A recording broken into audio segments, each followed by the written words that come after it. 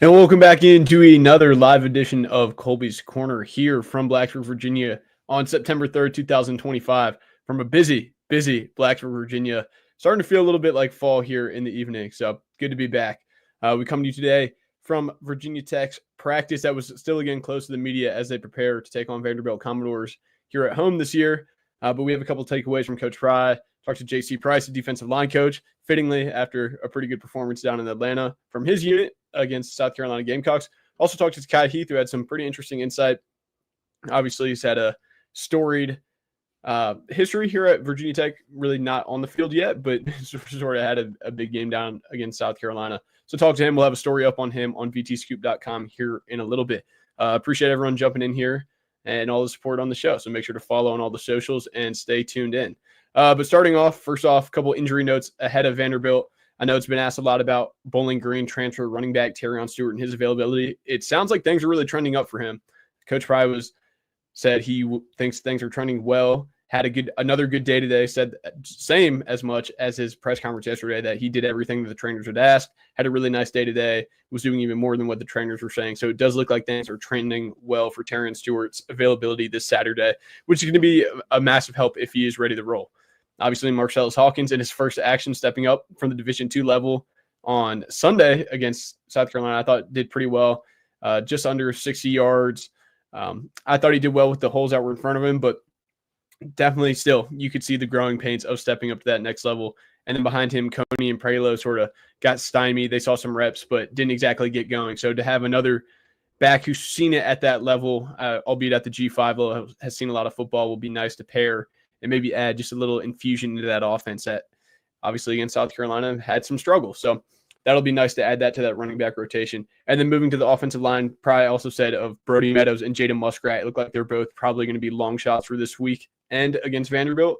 So again, you're going to be rolling into the game with the same starting five. Obviously, they all came out of South Carolina relatively healthy, a couple nicks and bruises, but you're still going to be rolling out against Vanderbilt with little offensive line depth behind them. You're going to be rolling with redshirt freshman Hannes Hammer, and then obviously the other freshman or redshirt sophomore, and then the other redshirt freshman guys, Aiden Lynch, Tommy Ricard, those guys behind them. So that'll be interesting to see if any of those guys step up into the game or the situation. But yeah, moving right along past them, I know a lot's been made of this players-only meeting. It was going around on the message board and social media and things, but that's something that's been going on, and Price said as much today. I think Coach Price also touched on it today. And post-practice availabilities. This is something this unit's been doing throughout the summer, spring, fall, continuously. This is a pretty player-led group. It wasn't because the sky's falling. They've been meeting when things are good and things are bad. I forget if Price said that or Price said that. But this is really not much of a deal. Obviously, the team leaders got up in front of the team and just sort of said, hey, everything's still in front of us for this season. Let's still go get after it. So not too much to do going on there. Outside of them, I thought Pry was pretty interesting in what he said. He was complimentary of the wide receivers and said, obviously, that they made some pretty contested catches there on Sunday against South Carolina, and said he wants to see even more out of that. He says when he cuts on top programs, he seems like these guys are always coming down with contested catches. Praised Aiden Green, Donovan Green, and those guys. Said Isaiah Spencer's still coming along, Cam Selden. We talked to Kai Heath, and he sounds just ecstatic to be lacing him up and going to play in Lane Stadium. Obviously, we'll have a story on him, like I said, a feature talking about how sort of his struggles and how he didn't know if he was going to cut it at this level. Obviously some health issues when his first snap ever at the collegiate level breaks his wrist. And I know people are going to be quick to point to that third down drop against South Carolina. He said as much that it's still keeping him up at night. But I thought he showed some really nice flashes there in the slot against South Carolina. Really good team going up against guys like DQ Smith, Jalen Kilgore, and still had some nice separation. And then Price, we're talking to J.C. Price as well. And a big thing coming out of that South Carolina game, I think, was the D-line rotation. When I looked at the participation report when it first came out, and it was 38 or however many guys and 11 defensive linemen, I was pretty shocked, honestly, that they actually rolled that deep. I didn't know if that was just smoke and mirrors. And Price even kind of doubled down and was talking about Arius Nash, who I think only got 1 or 2 snaps. And it was like he might even look to get more run this week. So he's really, really pleased with that unit.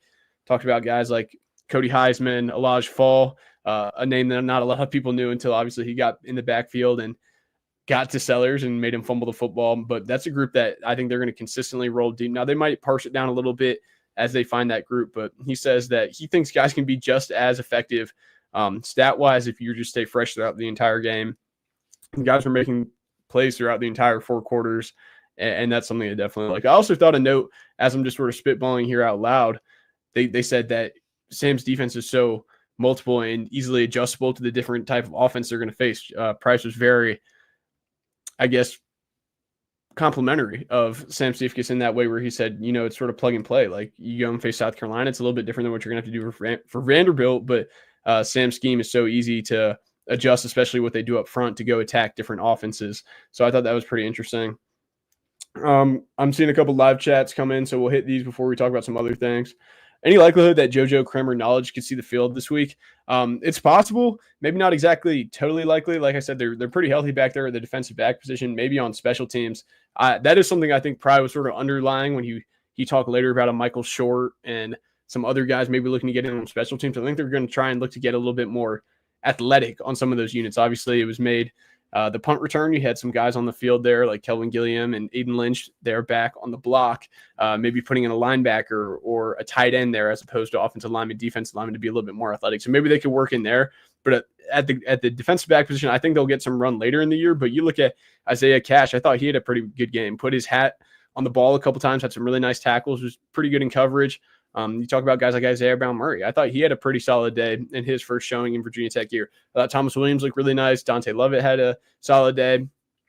So I thought those guys definitely showed some things. Now they could rotate in there, but they have a pretty solid group, about 5 guys at DB. I think they will work their way in eventually, but I'm not so sure about exactly this Saturday. Any update about some of the redshirt freshman receivers like Brody or Chance Wiggins? I'm not exactly sure. It sounds like Brody will be back around that Wofford game. It was always sort of looking like over the offseason, like around week 3. Now I'm sort of hearing that it might look like Wofford game. But yeah, definitely looking for those guys to come back. I mean, the wide receivers proved productive even without them, but you definitely don't want to lose too many more of those guys. And those guys bring such a valuable edge, what Chance Wiggins provides on the outside, and Brody Adams just being the playmaker. If you know, over on the board, been very complimentary of him. Did an interview with him this summer and has added to his frame. I think he's going to be a really good player when he gets back going. Any explanation as to why drones are being used in the run game? I thought they mix him in pretty good in the run game, rolling out some design runs, using his legs to get some first downs. Maybe not as much as was seen in 2023 with him. Obviously, last year, maybe they went away a little bit from running drones a little bit. But I thought, against South Carolina, when he took his shots when he did, pulled it on some design runs. I'm not sure. Like I said, it's a really small sample size. I thought something J.C. Price said that was really valuable was that you learn the most in a team, obviously going from week 1 to week 2. And I think that's super true. Like right now, we're all just diving headfirst in whatever analysis we're doing, as low scale as it is, or just looking at things, making assumptions, observations, whatever it is off of one game. And then you'll have a 2-game sample size and you'll see some trends from that and try and take those away. But right now it's like, was that just what you threw against South Carolina? People were joking on the board. It'd be the most VT thing ever if Virginia Tech comes out and the offense is great and the defense struggles a little bit against Vanderbilt. So just trying to see what trends stick. I think one thing that is going to stay pretty constant, though, with J.C. Price saying that is I think that defensive line unit is going to be pretty solid against any unit they face up against, which sort of ties into something I wanted to talk about. I'll be having a series come out tomorrow on the website, Behind Enemy Lines, talking to a Vanderbilt reporter for 24/7 Sports, Robbie Weinstein. And one of the questions I asked him was about Vanderbilt's offensive line. They went out and they tried to replenish through the transfer portal, and they got a lot bigger size-wise. Like at the point of attack, they've gotten a lot bigger. But I asked him, like, how are they figuring it out? How is that unit? And he said they were penalized a lot in fall camp. And even against the FCS opponent, Charleston Southern, you saw those penalties come out. And I said, how do they feel about that unit? And he said as much, they just don't, they're still figuring it out. They don't know how they're going to put it together. But body type-wise, they're a lot better shape than they were a year ago. But they're still figuring it out, definitely penalized. So that's something to watch again. I think that's definitely a matchup that falls into Tech's hands. Now, granted, Pavia, he's not afraid to get out of the pocket and make a play when things break down. Maybe that's even when he's at his best. Obviously, a really dynamic passer from the pocket. Dynamic in just so many ways. But that's definitely something to monitor because I think the defensive line is definitely a strength of this team. Not only depth, but also just quality across the board. You talk about Kamari Copeland. I feel like there were multiple plays that J.C. Price could have put up on the screen in front of the whole team and said, look at this effort and sort of carry that throughout. From JD, he looked like Caleb Spencer only had one snap last game. What is his role in the team? And probably sort of talked about that there at the end. Like I said, with Michael Short and some of those other guys, I thought Short, he even alluded to, said before he gets more run at linebacker, saying he's probably going to get elevated and get even more run at linebacker, which was sort of interesting inference. Sort of been hearing some of the same things. But yeah, I thought he had a nice day, and he will start getting more run at linebacker, Michael Short specifically. But he said, in the meantime, I was talking to Stu Holt. Let's get Michael Short in there on more special teams. Let's get Caleb Spencer. Like, I know he didn't play much at linebacker, but like, this is a really good football player. We got to get him in there. I thought the way he talked about Spencer there at the end was super complimentary, saying like, he's a really, really good football player. But like, we got to get him on the field more, just in any situation, in special teams, in different packages. I think you will see more of him. Just obviously with the position change, he put on a lot of weight this offseason. I thought he had a great spring. They bring in obviously the other transfers, and they're a little bit ahead right now. But I think you will see definitely some Caleb Spencer as they keep moving throughout the season. Yeah, just some other notes there at the linebacker position. I thought Michael Short did have a good game against South Carolina. Antoine Santiago, I thought he had an all right game as well. I mean, you definitely saw how tough it was with Sellers having to break down and tackle and stay in front of him, force him out. Caleb Woodson got beat a couple times. Jaden Keller got beat a couple times, but Woodson made the adjustment, broke down and held Sellers to a couple stops there. So I thought that was good. Looking ahead to Vanderbilt, obviously it's going to be really big how Kyron Drones bounces back. There's sort of no getting around that it's on his mind. Obviously the noise, just everything. He's the hardest critic on himself, as Pry will always tell you, that his performance is going to be really big to see how he bounces back and responds. I can tell you there's a lot of excitement from the team to get back in Lane Stadium. Obviously, the sellout was announced today. It's not just like T-shirt bulletin board material. It's definitely really is true excitement to get back in Lane in front of the home crowd. And I think that's echoed from the students. I said it on the Inside the Tunnel podcast. We were recording a little bit earlier, just polling, talking around, being around campus today. People are definitely really, really excited for that home opener. So that's something that, even amidst the turmoil, dropping the first game, being a little bit stagnant as a program, I think people are definitely still excited to get out there for the game. That's sort of touching on most of the things I wanted to hit on. If there's any other questions, you can drop them in the chat.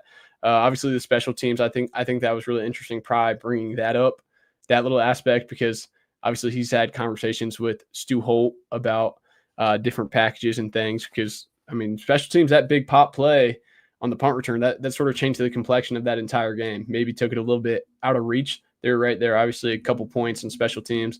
And you see how valuable it is when you have a kicker like John Love on that third phase of football. He really adds a big element to the team. So if you can just execute, I mean, it's been so long and storied here with Beamer ball and how valuable that can be. So that, and along with things, I thought it was interesting. Pry also talked about today that just earlier in the day, he saw something with Larry Fitzgerald and his career drops. And he said that to Fontel and Cam Phillips, and it was like 0, 1, 2, 4, 0, 0, 3, or whatever. And he was like, we need to find a way to like teach and instill this level of consistency. And like, obviously not everyone's going to be Larry Fitzgerald, but obviously the drops is definitely still a massive, massive emphasis of going through the building, coming out of the South Carolina game. So that'll be mostly it for today. Like I said, and also the recruiting. Amber just dropped a massive article. We've been wrangling, the entire crew over at VT Scoop. Me, Evan, Amber have been wrangling and putting together the visitor list for this week. They've got a big visitor list. I think 4, 5, 6 commits on campus, a couple top 8 Virginia recruits coming in from the class of 2027. So definitely go check that out on vtscoop.com. Massive opportunity, night game against Vanderbilt, hosting a pretty solid close to 50 people supposed to be in attendance for Vanderbilt recruit-wise. So obviously high school recruiting is still the lifeblood of college football. So make sure you go stay tuned into that. But that'll definitely be big. Any ideas on what triggers starting IBM on the outside instead of nickel? I know we've been talking about a lot of him being slotted in as that starting nickel, but it seems like every time I talk to him, he's like, I'm working just as much as nickel as I am outside corner. And I think that initial depth chart was maybe to throw people off a little bit from that, but I thought he was definitely going to play a lot at corner. And he said as much in the interview I did with him over the summer. He did as much in the interview we did with him in fall camp. I thought he looked good out there. Like, he's seen a lot of snaps. I don't know if they were just not as confident in rolling out some of the other guys on the outside because you have a lot of experiences, Isaiah Brown Murray playing corner. And then also you have a lot of experience in Isaiah Cash playing the inside at nickel, sort of a Swiss Army knife, but like a fifth-year senior guy. So I'm not sure if that went into it, but I knew they were really comfortable, and they thought he was going to play there anyway. So maybe that's sort of went into that. But I would not be shocked to see him move inside or out, depending on injuries or scheme or just opponent. But that's pretty much all on that. I would definitely go check out the site for all the recruits that are going to be there, and we'll have you all covered on Saturday. Photos, articles, everything coming out. We'll have a bunch of content before Saturday to get you updated. Doug Bowman just dropped his game preview. We recorded another podcast earlier. But yeah, like just early analysis, like I do think that D-line offensive line matchup event against Vanderbilt is going to be big. And this is a massive game. I said it in my prediction that I sent in.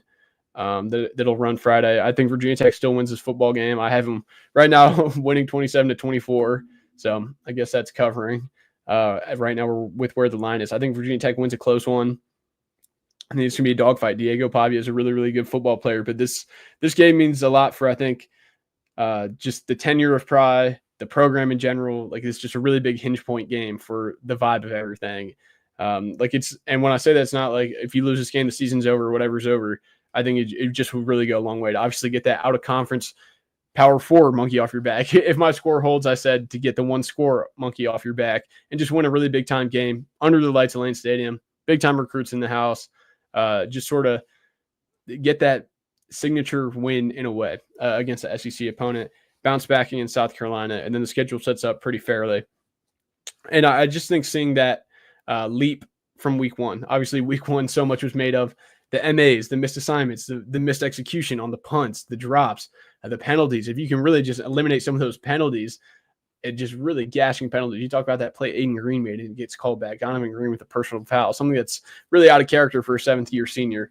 So I think that is sort of just some things to monitor as we go into week two, along with obviously if Terrion Stewart's back, and we'll have you covered over on vtscoop.com with updates on injuries and other things heading into game week. But yeah, appreciate everyone jumping in here. It was sort of impromptu, was running over from the facility, was about to hit submit on the Takai Heath feature, but got to do a couple tweaks here before we get that out to you. We're going to have a bunch of content. So appreciate everyone. Safe travels if you're coming up to the game. Not sure if I'm going to go live here before that or after the game. I'll definitely have one here live after the game, but not sure of the schedule. So best way to stay tuned in is on the socials, on X at Kolby_Crawford, or subscribe to the YouTube channel. Really, like I said, only going to try and increase my performance, the performance of my Wi-Fi, the performance of everything with the production of this show. It's been a ton of fun. So appreciate the support. And yeah, let me know, guys, what you guys want to see in different iterations or what to change with the show. But yeah, it's been a bunch of fun. Everyone stay safe, safe travels up, and I'll see you next time. Sounds good.